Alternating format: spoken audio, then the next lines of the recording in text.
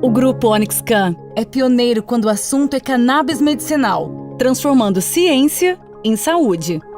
No Brasil, somos os únicos a trazer uma linha completa de produtos de cannabis medicinal, incluindo produtos com maior teor de THC no padrão Pharma de produção.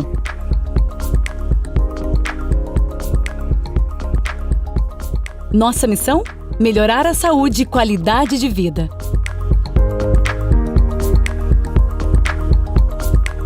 Nossa visão? Revolucionar a forma de tratamento e o sistema de saúde do brasileiro.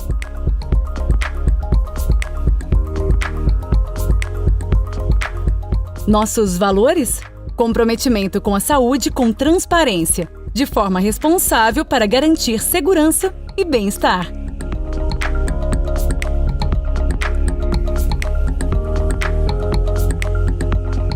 A Onyx Can conta com 4 pilares estratégicos que garantem a eficiência do tratamento canabinoide. São eles: educação para o médico que busca aprofundar seus conhecimentos de forma científica e para o paciente que busca informação para um tratamento seguro de cannabis medicinal.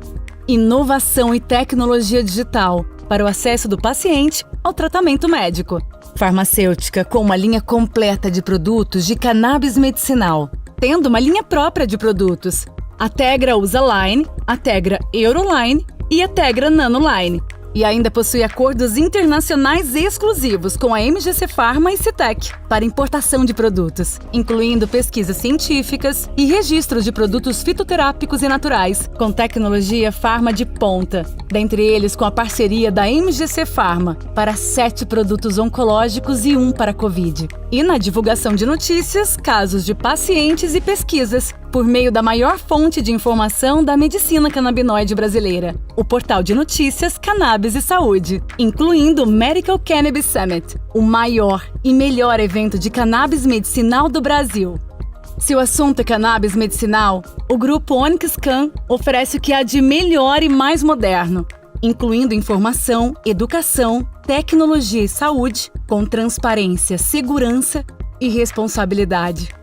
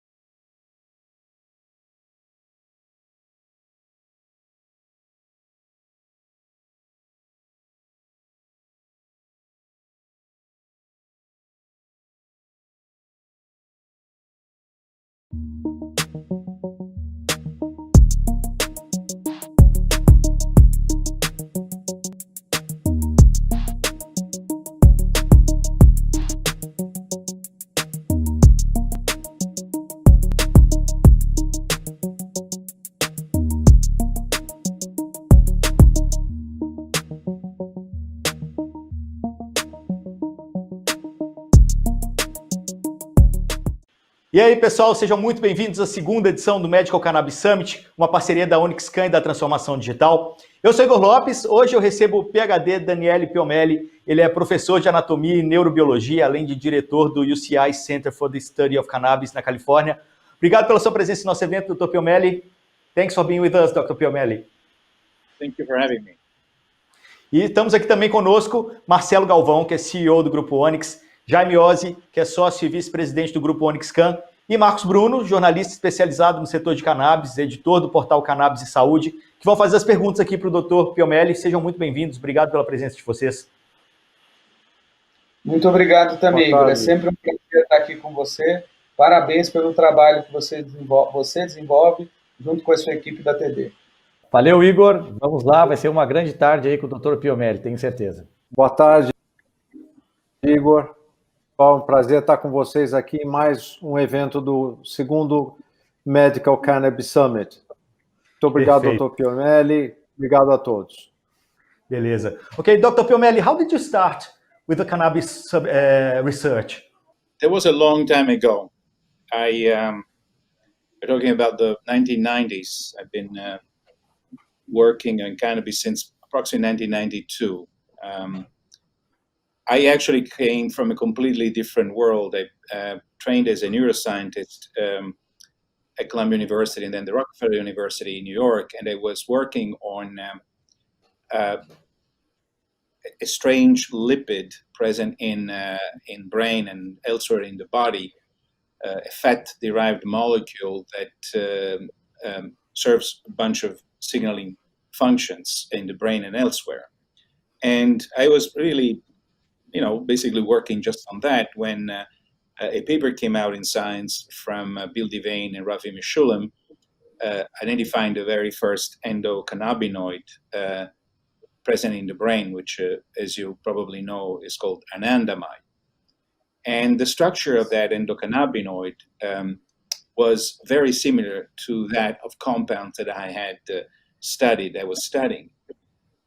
So it kind of was a perfect storm in a sense, because clearly this new molecule ushered a new era of studies of a signaling system in the brain that was previously unknown, and it was actually mediated by a molecule, the chemical properties of which I had a sufficient background to understand. So as a scientist, I was in my 30s.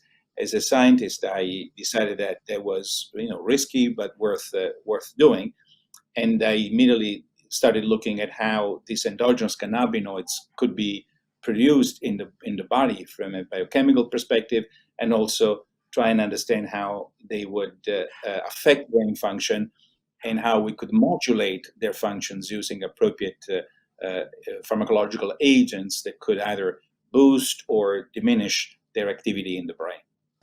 I'm taking the opportunity about exactly what you said, Doctor. Taking in account that the endocannabinoid system is already known, let's say, for more than 20 years, almost 30 years, is there any doubt about it, the science that we do have in the system? And my question is, if it's already proved and covers big areas of the human body, how can this system is not well explained and not taught in the universities, especially in the medicine universities? Those are very, very good questions. So the endocannabinoid system is still relatively young compared to other signaling systems in the body. I'm thinking, for example, about the dopaminergic system in the brain or classical hormone systems in the periphery of the body is young, because really the birth date for the endocannabinoid system was the early 1990s, 1992, 1993. And although it seems like a long time, science takes some time to become established. So one thing is, I think, accepted by all scientists, there is a very pervasive endocannabinoid system that works not just in the brain, but also in many other organ systems outside the brain to regulate in subtle ways, but very important ways, our physiology. This system is, I think, very solid. The idea that it's there and it functions is extremely clear, extremely accepted as well. Now, there is a delay, however, between what scientists are doing and what textbooks report. That delay is right now probably time. It has to be filled. The gap has to be filled, because clearly is something that it should be taught in medical schools, and right now is not really taught in medical schools, but it should be taught in medical schools because it is something that underpins a number of other neurological and non-neurological signaling complexes. And without proper consideration of the endocannabinoid system, even classical signaling systems like the dopaminergic system or the serotonergic system are harder to understand. Again, let me just clarify for the viewers who may not be familiar with this. This is a very pervasive system. It's a system that basically every synapse in the brain has, and it uses to control the transmitter, the release of transmitters. So the synapse is where the action of the brain is. Basically, it's composed of a presynaptic element, which is from where the transmitters are released, and a postsynaptic element, which receives the transmitters. So you have to think of this as and there are billions of synapses in the brain. You have to think of this as really the operating function of the brain. And each synapse has one or another form of endocannabinoid signaling that regulates some aspects of its physiology. So it is a very, very important system. Just like you asked, it's strange that it's not in textbooks already, although some textbooks, I have to say, are adding a few paragraphs about it, but it should be done more.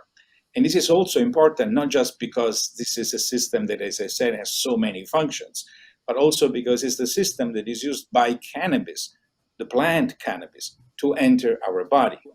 So THC in cannabis, tetrahydrocannabinol, which is the main intoxicating agent in cannabis, it works by engaging the system.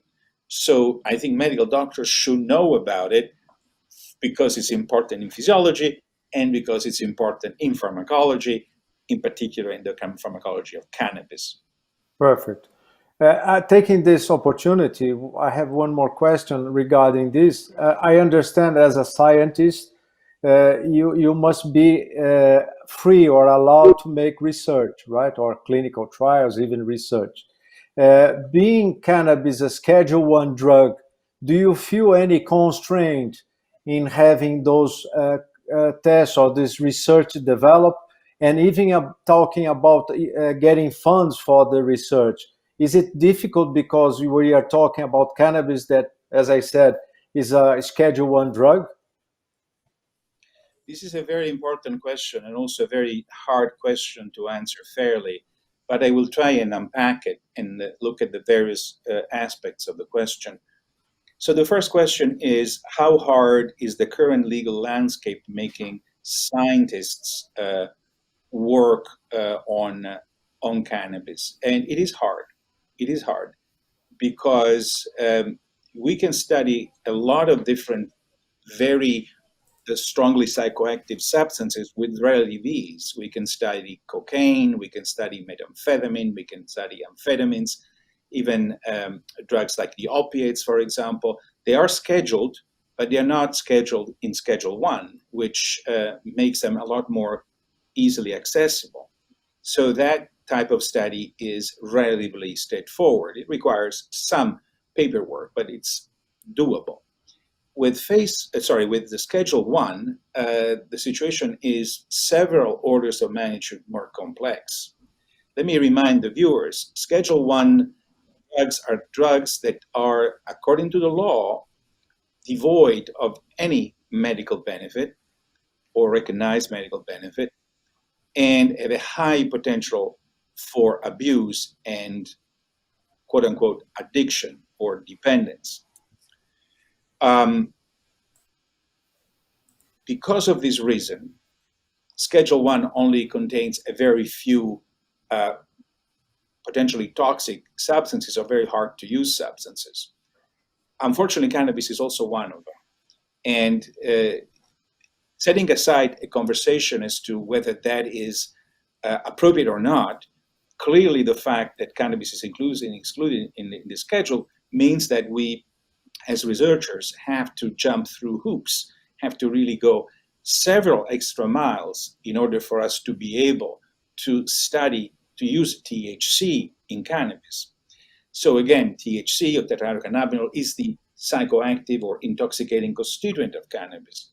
Even if we want to buy THC in small amounts, say to run a small animal experiment, a small mouse experiment, we need to have a Schedule 1 license, which in the United States requires quite an effort, several months, sometimes up to a year. And we have a very specific protocol, and that protocol is approved. And once the protocol is approved, any modification must also be approved. So every new experiment we try to do needs to be pre-approved by the agencies that are in charge of this, the Drug Enforcement Agency in the United States. And so this for scientific purposes is very hard, because you probably know that in science we run an experiment, we look at the data, we make a decision, we run another experiment, etc. So it's a very iterative and dynamic process. If we have to stop every time and ask for permission to use another milligram of THC, that is a problem, right? And what makes it not only a problem, but also a very funny problem to have, funny not in the good sense, in the bad sense, what makes it funny, bizarre, is the fact that if I were to say, take my car and go to a dispensary next door, I am in California, I live in California, cannabis is legal both medically and recreationally, it would take me 15 minutes and a drive to a dispensary to get 1 gram of THC. But if I want 1 milligram, 1,000th of that, through the legal pathways, which are the only ones, of course, I use, it takes me several months. So for all intents and purposes, the law, the current legislation, which stems from the 1970 Controlled Substance Act here in the United States, but there were similar things throughout the world, the current legislation impedes research more than impedes use. Use is relatively simple. Either legal or, in many cases, illegal, it's very easy to find THC, to find cannabis containing THC. What makes it, what this legislation does, it makes it harder for us scientists to study the potential benefits, but also the potential risks. So in a sense, it's a very counterproductive legislation that has really no positive impact on society. Only does it hinders scientific progress. Dr. Piomelli, why drugs like opioids, which have been responsible for thousands of deaths and attacks our liver, are not as restricted as cannabis? Opioids cause a lot of more addiction than cannabis, for example. This is a very, very good point. We have to go back to when these legislations were drafted and approved. These are statutes, in the United States is the Controlled Substance Act, as I said before, 1970, but there are similar laws at about the same time. I don't know in Brazil, but for example, in France, 1970, there was a similar piece of legislation that criminalized the use of cannabis completely. So science back then knew already a lot, but we didn't know, of course, as much as we know now. In the 1970s, we knew the active principle of cannabis, THC. There were already many studies that had been conducted on the risks associated with exposure to THC and the potential benefits associated with the exposure to THC. But of course, we didn't have as much information as we do now. I think in part because of that lack of information, the idea emerged that cannabis has no medical benefit. And that is a critical point, because the definition of Schedule 1 is not something that is just potentially dangerous. Because as you pointed out correctly, the opiates, morphine, but also synthetic opiates like fentanyl, are fairly hard to use. They're great drugs in many ways, but they're fairly hard to use and quite dangerous and addictive.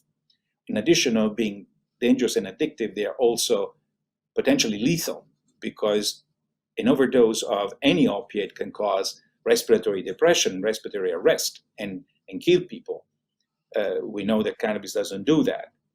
So the problem is that those compounds have a very well recognized medical use. So we know that the narcotic opiates are extremely effective painkillers. And clearly the medical world could not live without the opiates. There could be no surgeries. and a number of things could not be performed. Then there is, of course, also the misuse of the opiates. That's a separate issue. But the medical use of the opiates is out of the question. Sometimes it's misused, as I said, even by the medical establishment. But those are very useful drugs by and large. So with cannabis, that conversation is not as mature because we know, for example, that the cannabis is useful. Cannabis and cannabinoids are clearly useful to treat nausea, and nausea in particular induced by certain drugs, like drugs that are used for chemotherapy or drugs that are used for the treatment of HIV. We know that is an established fact, but somehow, and it's been known for many years, but somehow this has not changed the outlook on its legal position in the scheduling system, in the CSA, Controlled Substance Act scheduling system. So even though THC in cannabis has been used as Marinol for many years to treat nausea, THC coming from cannabis remains Schedule 1. And that's where we have a sort of a schizophrenic, almost a psychotic legislation in the United States, and unfortunately throughout the world, that doesn't recognize that there are certain things that cannabis does that are useful, and therefore cannabis does not belong in Schedule 1. The other issue is the one of the dependence or addiction that can be caused by cannabis. This is a very controversial topic, but it's one on which my position is perhaps different from other people. I do not think that cannabis or THC has the same ability to cause addiction as a number of other drugs. Particularly, I'm thinking about nicotine, which is, according to many analysis, one of the most addictive substances that we know of. Of course, also certain types of cocaine, like crack cocaine, is extremely addictive. Alcohol is very addictive. So these are all legal substances, not crack cocaine, but nicotine and alcohol are legal substances that are highly addictive, and still they are legal. So it seems, again, illogical and, in a sense, schizophrenic that a plant that has, in my view and the view of many other scientists, not as strong as an addictive potential as, say, morphine or nicotine or whatever, that plant should be treated as if it were more addictive and more dangerous. And let me say a few things about the dangers associated with the use of cannabis. So when we compare cannabis, say, to nicotine or to an opiate, the differences are instantaneously very obvious. So nicotine is a very poisonous substance. It is, if used in a certain wrong way, can kill people very, very easily. So do all the opiates. As I said before, they cause respiratory depression. And that's one way in which they kill, through overdose, right? So with cannabis, we don't have that problem. That is, neither pure THC nor cannabis has the same toxicity as the compounds I mentioned before, and many other such compounds. This doesn't mean that these are anodyne, harmless substances. They are chemicals with activities, and we have to treat them with respect. But they are not as, THC in particular is not as dangerous as the substances I mentioned before. It is hard to kill someone with THC, and it's impossible to kill someone with cannabis. It is very simple to kill someone with a psychostimulant, with an opiate, or with nicotine. Alcohol is a different situation, but alcohol is also fairly toxic. So when we talk about the dangers of cannabis use, in acute terms, there are very few. If someone were to overdose on cannabis, for example, this happens a lot these days that cannabis is legal here in the United States. And we don't go to parties anymore because of COVID-19. But back in the old days when we still had parties, people would have, cannabis cookies, in a party. Not the parties I go to, unfortunately, but other parties have. So they would have, I don't know, cannabis cookies. And, someone who is not expert at that would have one cookie and, experience very little, and have get another cookie and experience very little. And eventually, as, the substance gets absorbed, he or she would experience a very severe high, right? So that happens quite a bit. And so that can put you to sleep and put you in a bad place for about 48 hours, 3 days. You can have a bunch of different things happening, but they're not lethal. I mean, if you stay calm, keep everything under control, and things are not going to go south for you. So in terms of acute toxicity, we are not looking at a very dangerous substance. In terms of chronic toxicity, is different, however, and I will submit to you that even though so many years of cannabis has been studied for so many years, we still don't understand very well what are the long-term consequences of cannabis use, and not necessarily good. Some of them are potentially very bad, depending on when in your lifetime you use the drug. But this is maybe something that we can address in a different question. And cannabis also can be used against the opioid addiction, nicotine addiction. Is possible? Well, that is a still unclear. That we have not conflicting data, but not sufficient data, in my opinion. So there are data coming out of many states in the United States. Many states of the Union have researchers have shown that states where cannabis is legal tend to have lower use of opiates, opioids, and in general, transcription psychoactive drugs. In other words, it looks like cannabis is replacing those substances. Whether that is a good thing or a bad thing, I really don't know, in the sense that we need to have more data and better data to be able to answer the question. Now, at first look, it looks pretty good because, obviously, opiates can kill, cannabis cannot kill. So if you replace the opiates with cannabis, even if it causes problems, cannabis causes problems, it's not going to be as bad as dying, right? So it seems fairly straightforward. However, I like to just make sure that we ideally would like to have people who are not using any drugs on a regular basis, because that affects your functioning, affects your happiness, affects your relationship with your family, et cetera, et cetera. So it is not an easy call to make, but the data do suggest that the introduction of legal cannabis and availability of legal cannabis are important components that can help reduce overall opioid use.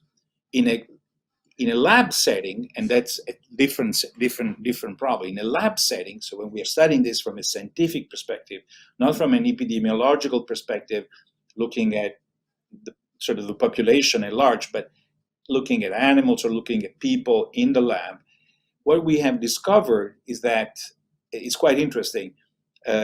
Work done at Columbia University by Meg Haney and Ziva Cooper has shown that if one combines an opioid, say an opioid analgesic, with a cannabinoid, the analgesia is potentiated, whereas the negative effects, sort of the rewarding effects, are not potentiated by the combination. So let me explain this differently. If you normally would feel a certain amount of analgesia with an opiate drug, and you now combine a small amount of a cannabinoid drug to that same amount of opiate drug, the two of them combined, produce a much greater analgesic effect than the effect of each of them alone. This is called a synergism. So the opioid will produce 1, the cannabinoid will produce 0.1, and if you put together 1 and 0.1, instead of having 1.1, you have now 5. And that is called a synergism with potentiation. And that's important because Now you can, if you give the two of them together, you're going to get a much stronger effect with a lower dose. The lower the dose, the fewer the side effects, the fewer the potential for the opiates to cause addiction, to cause respiratory depression, to cause constipation, all those nasty things that the opiates unfortunately do. And likewise, it's harder for whatever side effect cannabis has to manifest. So synergisms are very, very important in medicine, and I'm very hopeful that this will be actually one of the very first fully legalized, and fully recognized uses of cannabis in modern medicine to synergize the opioids in producing pain relief. I found it very interesting when you mentioned the importance of opioids on all the development of our current status of medicine. When you say that surgeries cannot be made and other procedures cannot be made without the opioids. This is, I found it very interesting to understand why opioids are so much used and why they are accepted. If they were not accepted the way they are, medicine wouldn't have developed the way it has developed. So thank you very much. I think this was very insightful. My question is in that direction. I mean, the opposite direction, I would say. When you look at all the what is called the alternative or complementary or integrative medicine fields that are being developed, in many of them, and I would highlight anthroposophical medicine and Ayurvedic medicine, and even integrative medicine in Brazil with some great teachers here, they say that all the allopathic products, they cannot do any good for the human body because they are all made out of synthetic molecules. Nature does not produce those molecules, and the body will reject them. I know it's an extreme position, but some doctors sustain that. And what I see is that phytotherapics, natural medicine, and cannabis, they are changing the way we see medicine. And cannabis is the tip of the iceberg of that change. Do you see it that way? How do you see medicine in the future regarding allopathic treatment and those more natural therapies, and how does cannabis fit on that? This is also a very thoughtful and important question that requires sort of a conversation, not just an answer. I think we can start the conversation. I'll be happy to start a conversation, but I don't think we can answer it in a few minutes. So when it comes to the ways we look at the human body and the way we can influence its activity so that we correct disorders and hopefully increase health. So ultimately, there are, of course, there are different ways of looking at it, but ultimately, no one here wants to harm anyone. So we need to first of all start with a statement that is basically all different views that we have are necessarily good views. People want to try and solve a problem, and we maybe not agree necessarily on how to do it, but none of us here is trying to create trouble, right? I want to say that because sometimes there are some ideological positions. Oh, if you believe in allopathic medicine, it means that you're a servant of the pharmaceutical industry. Instead, if you believe in naturopathic medicine, you are a different person. This is, I think, wrong because I'm a drug hunter. I discover new drugs. That's what my lab does. We create new synthetic chemicals to hopefully improve the health of people. And I have no money from the pharmaceutical industry. Neither do I have any relationship with them.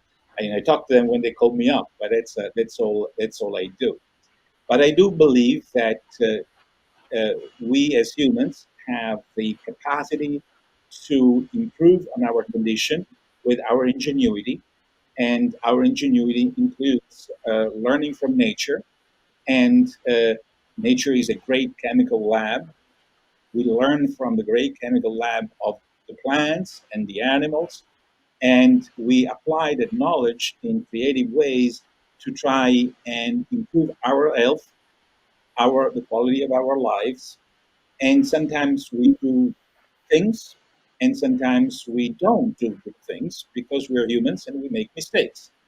But um, I think that trying to improve on nature is not a wrong thing, because the human condition is not, in my view, a perfect condition. I do not believe at all that evolution has designed humans in a way that there is no improvement that can be made. I know that I can be improved a lot, so I assume everyone else also can be improved a lot. And I see my job as a scientist and as discoverer of new drugs as a job of someone who learns from nature, try to tweak whatever nature is teaching us to make it better, and eventually find trial and error and learning from my mistakes, for our mistakes, moving forward to improve human health. So in this case, in the case of cannabis, I think we had a gift from nature, a gift that came when we realized that cannabis was not some kind of a freak, producing strange effects in the body, but was actually working through the endocannabinoid system. So cannabis contains THC, as you know. THC binds to cannabinoid receptors. Cannabinoid receptors are present throughout the body. They are present in the brain. They're present in many organ systems. They are activated by our own endocannabinoid system. So there are molecules that activate those receptors. There are proteins that produce those molecules, that get rid of those molecules, that remove those molecules. So it's a wonderful aspect of biology which we had absolutely no idea about before the discovery of THC in cannabis.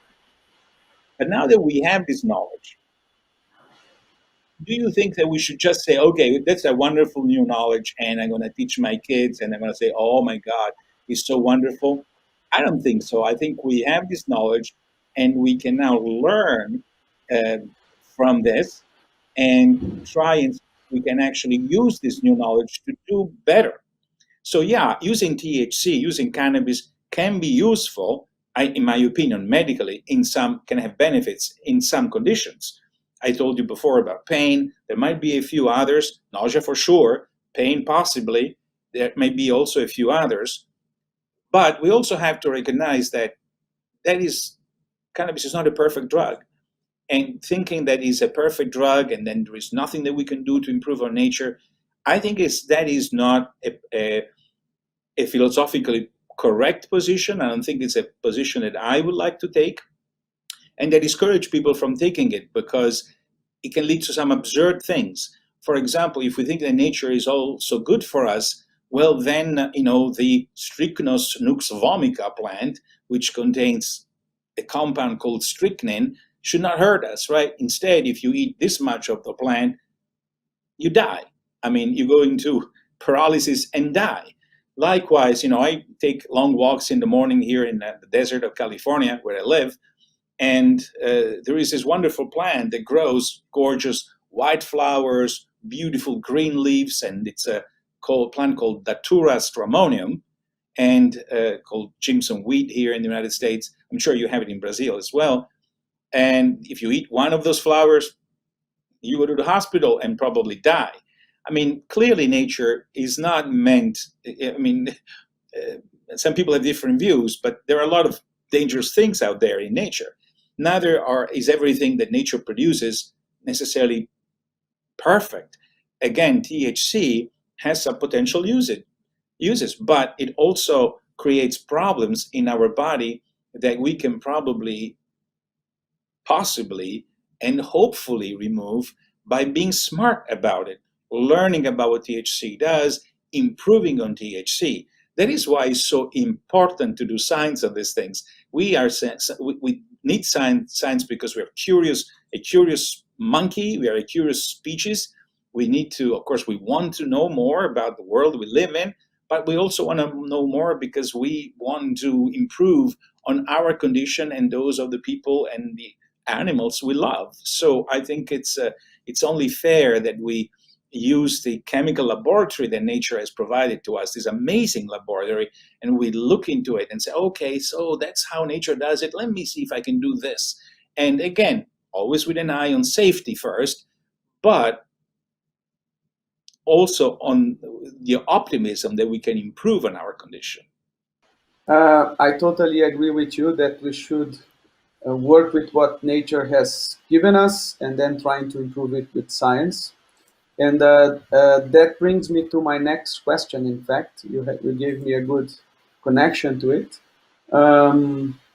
which is, first let me share the reality in Brazil. I would say today that 2/3 or maybe four or maybe three out of four patients treated in Brazil with medical cannabis, they don't buy a pharmaceutical product because on one side, most of the diseases they need THC, and until recently, about a month or a month and a half ago, we could not import any THC products. Onyxcan, which is our company, is the first company who has made it viable, coming from Europe, because from the US you cannot import THC. Now we are offering all types of THC products, and that probably will change this percentage. Many doctors are changing to a pharmaceutical product. On the other hand, the and what do we have to supply patients then without this THC that now is available? There is an enormous growth of associations who do handcraft oils, and those handcraft oils, they come with a saying that they might have from 5% to 20% of CBD or THC, for instance. And that is diluted in sometimes 50 times a part of oil to a part of the extract, so very diluted. We believe, and I want to know if you believe in that too, that the trend is totally to change that market into a pharmaceutical market. And I want to know if you see that in the US too. And one of the reasons for that is that our experience with the doctors, big network of doctors that we have with patients and with what we study and the researches that you publish, is that the dosing is very important. So I don't see how a doctor can treat a patient with a substance that he might say, well, I might be giving 1 milligram of THC, but I also might be giving 4 milligrams of THC to that same patient. And because cannabis, not even the dosing is exactly, you have to be trying. How can you use a product that the next month you don't know will have the same quantity on it? So which is your view? Where do you think the market will go? I completely agree with your implicit statement that if cannabis has to become a medicine, it has to be standardized appropriately, and it has to be taught in medical school, and it has to be reproducible over time. So it is clearly a key component in this complex equation that we are looking at, right? So we need standardized production under controlled conditions, pharmaceutical controlled conditions. Dosing is key. And the reason why dosing is key is because it is actually inaccurate to speak about THC, period. THC is just one part of the story. When you talk about THC, you need to say how much THC. So we, as pharmacologists, I'm a pharmacologist by training, a pharmacist and a pharmacologist by training, we know that dose is everything. So you can kill people with water. If you give too much water, that's a condition, you can actually die. On the other hand, not enough water, dehydrate and you die. So clearly dosing is a very, very important factor. And in the case of intoxicating substances, or more broadly, psychoactive substances like THC, the dosing is so key because it does not follow necessarily a linear function. It's not that if you use a 1 milligram, 3 milligram, 10 milligram, 30 milligram, you will see necessarily things going up as you logically expect, right? I'm going to give it more, I should get more of this effect. But in reality, because the body is a much more complex place than it seems, sometimes what happens is that you start off at 1 milligram and you have an effect, at 3 milligram, you have a little bit more of that effect, and then you go to 10 milligram and you have now the opposite. This type of phenomena are called inverse U curves, right? So they look like a U, but they are inverse. So you have an upswing, and you get to a certain point where you have your optimal response. And then if you go above that, now you have a downswing, and you have less of a good response or even a bad response. A classical example is pain, because actually it turns out that THC, which I believe is effective in certain pain conditions, chronic pain conditions, is mostly effective at low dosages. And you don't want it to be too high, not just because now you have a high, so you have an intoxication, but also because it's less effective at inhibiting pain. You can actually have the opposite. So dosing is critical, which means that the preparation is critical. As you said before, if you think you have 10% and then you have instead 5%, you're going to, of course, underdose your patient, and so you're not going to get the effect you want. So it is a difficult situation, but I hope that, although it's a little bit of a mess, I hope that there are, and eventually there will be, not in too long time, I hope, companies that will have established themselves as leaders in the sense that they provide clean, pure products, without contaminants of all different sorts, and with levels that are constantly controlled and constantly there. This, I think, is, by the way, the job of the government is to incentivize this by saying, okay, if you do this, we are going to let you do it. If you don't do this, if you don't have quality controls, we're going to stop you. I mean, that is what the government is there to do. And unfortunately, in the United States, they're not doing it yet. We hope that they will soon, but they're not really doing it well or at all. So once you have that, what happens is that you still have a long way ahead, because not everyone responds to cannabis the same way. And this is true for every psychoactive drug. So if you go to a psychiatrist because you are depressed and the psychiatrist gives you a drug, she will not necessarily give you the right dose the first time. She will start off at a low dose and maybe increase the dose if she doesn't see anything, if you don't have any benefit, eventually settle into a dose that is hopefully effective. And the same we should think about as we think about cannabis, the same should happen with cannabis.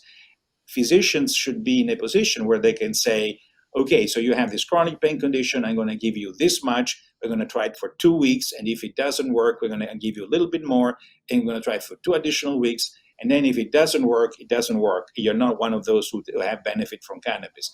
That is something that I think in an ideal world should happen. It is hard because there are few products out there that you can trust, and it's even harder because there are a few doctors who actually are trained to do this, because, believe it or not, as you pointed out, in medical school, cannabis is not taught. It's not taught at all.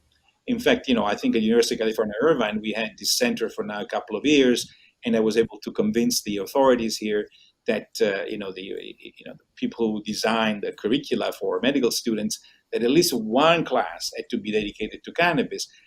I mean, it's one of the most commonly used substances in California.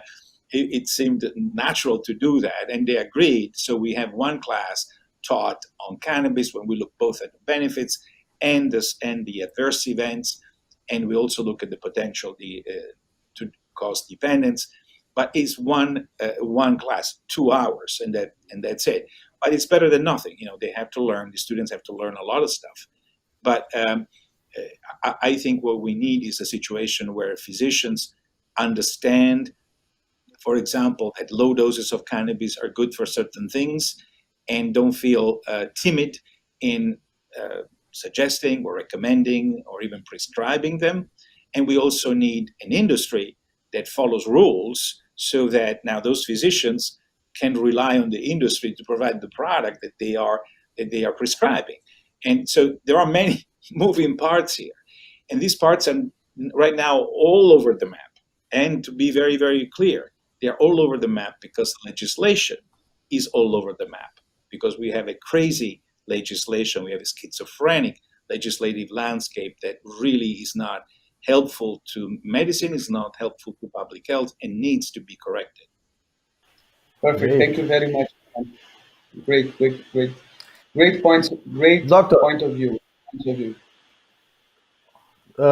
Full spectrum, broad spectrum, or isolated? Which one is the best from a clinical point of view, and which one is used for each kind of illness? The answer to that is a very simple phrase. We do not know. And anyone who tells it differently is lying, either because they think they know it or because they are paid to say that. Now, I am rarely so straightforward, but you have to understand that this is a very, very important point. It is very wrong to make a statement that is not based on facts. It's very, very wrong. And if someone says, oh, broad spectrum is better because blah, blah, blah, blah, blah, because, maybe their cousin had it, or they read it on the internet, or they tried it and it worked for them. This is all nice. I'm not saying that this is worthless information, but what I'm saying is that it's not science. It's not science, it's not medicine. So we don't work with anecdotes in medicine. In medicine, we work with clinical trials. We need to, because what works for you or for me could not work for that kid over there, or that mother over there, or that old lady over there. And if you say, oh, it works because it works for you, you're being a selfish person, because you think that because it works for you, it works for everyone else. But it may work for you and be harmful to someone else. So that's why we need clinical trials. Not because we're fixated on some kind of sciencey things. Oh my God, we want to be nerds. No, that is not what we do. What we care about is that the safety and the efficacy of a drug has to be proven in studies that are powered enough to be able to draw conclusions. So the answer to your question is, as I said, we do not know. Now, we can make some speculations, and speculations based on sort of educated guesses. For example, we know from many studies done on coca, erythroxylone coca, the Peruvian plant from which cocaine is extracted. We know that is a lot harder to say get addiction if one uses the coca leaf, say chewing the coca leaf with or without some alkaline substance, some ashes, for example, in their mouth.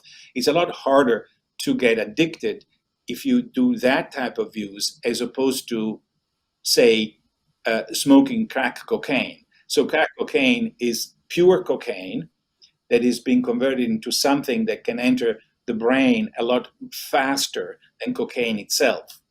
For the aficionados, cocaine contains a positive charge. If you neutralize that positive charge, you make the entry of cocaine in the brain a lot easier.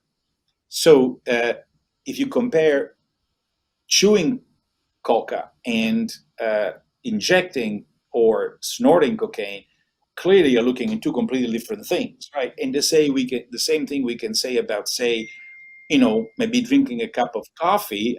You're in Brazil, you have cafezinhos all day long, and that's, something you can live with. But if you were to inject caffeine, IV, it would be obviously a different thing, right? A lot more dangerous, right? So the point that I'm trying to make is that clearly, if one uses cannabis, the whole plant is likely to be different from the isolates, right? and the whole plant is likely to be less dangerous than each individual isolate. So if we take a whole plant and we use it for whatever use we think we see fit, it is more likely, in my opinion, and again, there are no data, but this is an educated opinion, in my opinion, is less likely to cause harm than, say, now vaping or injecting a high THC product that now contains pure THC.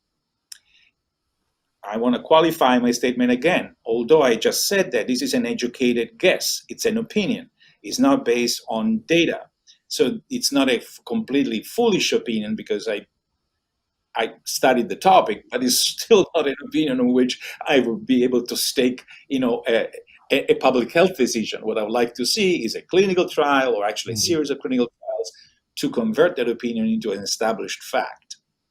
Taking account that UCI makes research on cannabis, how do you see the future of medical cannabis in terms of new admission ways, bioavailability, and synthetics? In your researches, can you already foresee to what direction this medical cannabis improvement will go? Yeah, that's another very, very good question. Thank you. So there are multiple moving parts and multiple aspects to this question and to the answer to it. So first of all, when it comes to the cannabis plant itself, I think we clearly have a few low-hanging fruits, like a few indications for which there is already quite established evidence that cannabis may work. And what we want to know, what we want to do, is really buckle up that evidence and say, okay, this is consensus. Now we agree that this is a condition in which cannabis works. And to me, aside from nausea, which is established, and I don't want to go back to that, there is a condition for which cannabis does work. For me, the next low-hanging fruit is pain, chronic pain in adults. I think that is a condition where there are a number of very good trials. They're small, but they're very well designed, well conducted by people who have no axe to grind. It's not a pharmaceutical company. They're not trying to sell anything, but they are well-designed trials, small trials, unfortunately, suggesting very strongly that cannabis and cannabinoids are effective in treating certain forms of chronic pain. That needs to be strengthened. And a few years ago, I remember maybe 3 years ago, I was so optimistic. I was speaking to a group of staffers in Washington, D.C., Congress staffers in Washington, D.C., and I said, in 5 years, if we put our act together, we can say whether cannabis works for pain or not. Now, 3 years later, we still haven't done any of the work. And it's all politics. It's all because of the legal landscape, the craziness of our legislation, and the lack of real support for this type of activity. But it's something that could be done in that amount of time. If we put our mind to it, it could be done in 3 to 5 years. We could have a clear answer to that question. And that is, as I said, a low-hanging fruit. There are also other conditions that could be tackled with cannabis, but I do not want to start a long list because I am not one who believes that something can be used to treat everything. I don't believe in panaceas. I think that when one brings up a panacea, typically is bringing up snake oil. Snake oil is essentially something that doesn't work at all. It's just a placebo or a marketing ploy. So I think that we will be finding some other indication for cannabis aside from nausea and pain. But what the indication is, I don't think that we have a clear priority right now. Now, outside of cannabis proper, I spoke, I think, enthusiastically about the endocannabinoid system. Obviously, it's something I've been working on for many years, so I'm enthusiastic about it. But I also believe that that is something that will give us a lot of gives us a lot of hope for new medications. Maybe not a lot of medications, but maybe one or two agents that incidentally don't necessarily work to increase the activity of the system, but could also decrease the activity of the system, depending on the pathology. So, for example, in social anxiety, it is possible that the endocannabinoid system is not as active as it should be. So an individual who suffers from social anxiety may have a hypoactive endocannabinoid system. So giving an agent, a pharmacological agent that boosts that system could be useful, excuse me, for example, in social anxiety or in some forms of pain. But there are conditions that we know of, like obesity, for example, and metabolic syndrome, where the endocannabinoid system in some organs, particularly outside the brain, is actually quite active. And that activity is not necessarily good for us because too much activity of the endocannabinoid system in organs like the white fat, for example, the white adipose tissue, that activity causes inflammation, causes accumulation of fat, a bunch of things that we clearly do not want. So in that case, could be blocking the endocannabinoid system would actually be a useful thing if we can do it in a way that doesn't harm, which is actually difficult because you need to not to get to the brain. If you get to the brain and you block the endocannabinoid system, you have all sorts of problems. So I guess I went a little bit on a 360 here, and I may not be clear, but to summarize, I think there is clear work that can be done on cannabis to improve the life of people who are now suffering from chronic pain and are obliged to take opiates. I think that is a very urgent area of research. And the endocannabinoid system also offers a broader spectrum of potential targets, not just for pain, but also for anxiety, depression, and possibly also obesity and metabolic syndrome. So, Dr. Piomelli, just to make it more clear, when I mentioned those allopathic drugs and the possible harm that they can cause to individual, I'm mostly addressing to the side effects that might come with the therapeutical effect of those drugs. Beleza, bom, obrigado pela sua presença em nosso evento, Dr. Piomelli. Também obrigado ao Marcelo Galvão, CEO do Grupo Onyx, o Jaime Ozzi, que é sócio e vice-presidente do Grupo Onyx Can, e Marcos Bruno, jornalista especializado no setor de cannabis. Obrigado a vocês também que acompanharam conosco. Até o próximo encontro.